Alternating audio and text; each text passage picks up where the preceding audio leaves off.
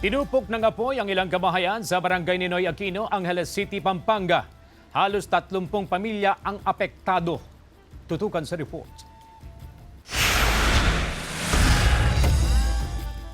Tinupok ng apoy ang ilang kabahayan sa barangay Ninoy Aquino, Angeles City. Sa paunang ulat ng otoridad, hindi bababa sa 15 bahay ang nasunog. 28 pamilya ang apektado, katumbas ng 78 individual. Yung mga bahay po ma'am halos gawa po sa mga light materials. At ang halos mga nakatira po dito ay hindi po sa kanila yung lupang kinatitirikan ng mga bahay nila. Nagawa po sa mga tolda, hiyero at mga kahoy. At dahil din po may mga puno doon sa paligid nila, yung mga dahon hindi nila naaalis. At yun po, nag-cause po yun ng mga 15 kabahayan po yung nasunog. Umabot sa unang alarma ang sunog na naapula makalipas ang halos 1 oras.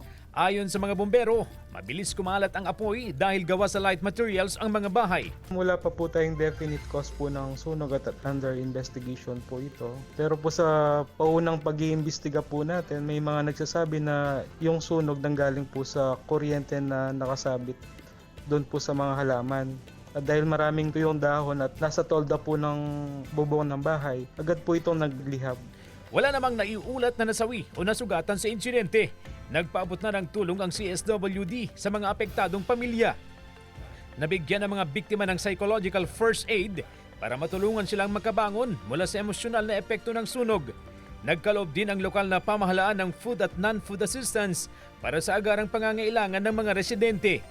Patuloy ang investigasyon sa insidente. CJ Torida, One North, Central Luzon.